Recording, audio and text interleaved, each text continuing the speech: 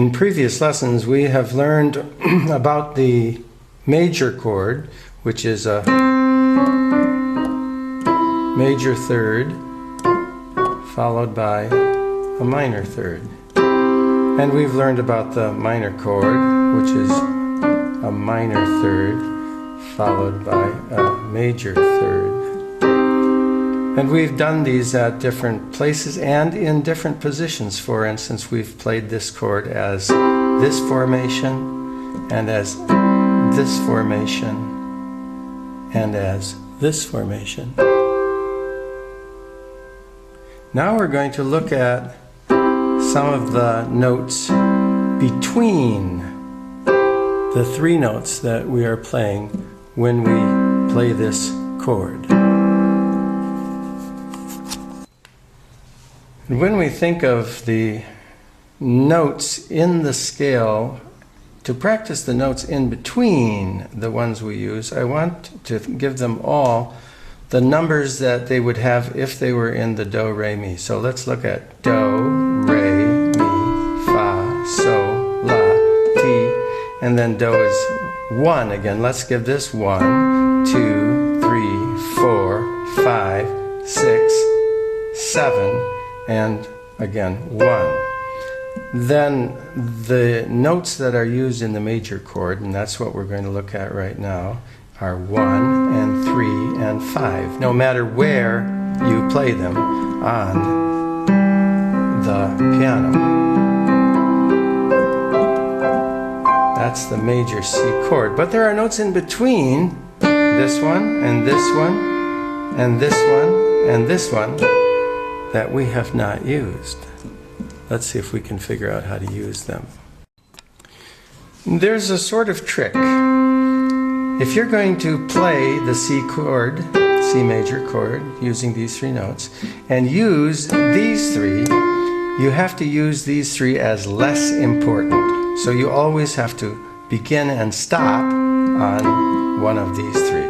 So you play them 1, 2, 3, 4, 5. Play the chord and put the second one in, but end with the full chord again. Play the fourth, but go back to the third.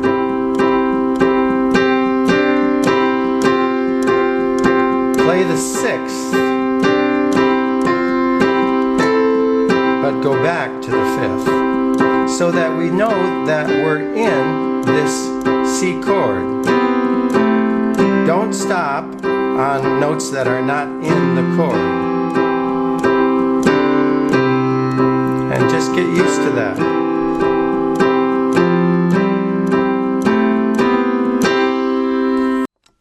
Now that's the 1, 3, 5 form of the chord. Let's try the 3, 5, 1 form of the chord. And we can still do the same thing. Remembering to use these as our main notes so that we always remind our hearer, most often ourselves, that this is the chord. We can play the other 4,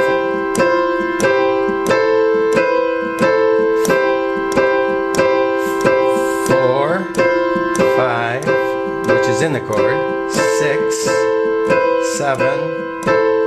Now you don't want to stop on 7, that doesn't sound right, but if we come back to one of the notes in the chord.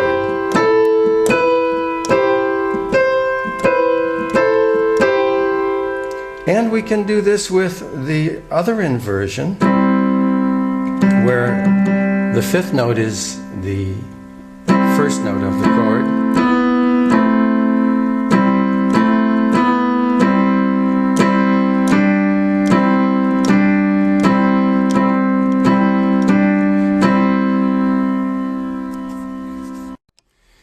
I hope you're beginning to see that the three notes of the chord are a framework around which we can use the other notes in the scale if it's built on that chord.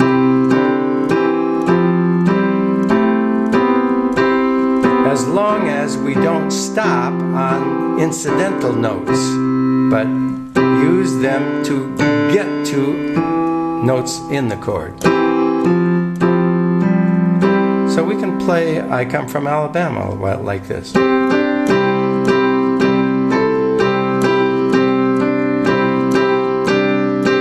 And when we get to this point, we have to change the chord, because this note is incidental here, but not incidental in the G chord.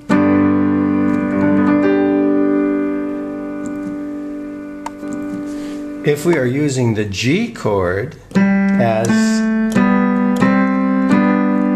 and 3 and 5 in the scale that is built around it, 1, 2, 3, 4, 5, 6, 7, then we will get sounds like this.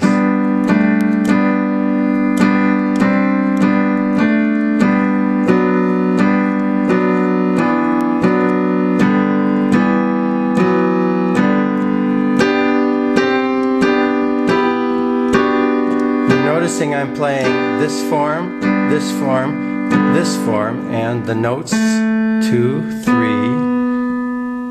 4, 5, 6, 7 of the G major scale. Do, re, mi, fa, sol, la, ti, do. Now we have to do a little shift in our thinking. If this is the G, do, re, mi, and this is the C, do, re, mi, then if we are playing a song in the key of C, where this is our first chord, and this is our fourth chord, and G is our fifth chord, G will no longer have its F sharp, because that's not in the C scale. The G chord is in the C scale, but not the F sharp. So let's use that once when we play I Come From Alabama.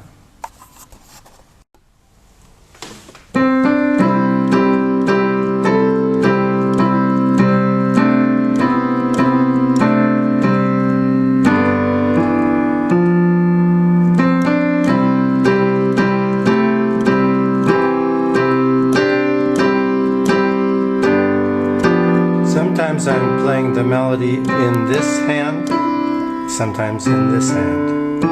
And here we use F the same way,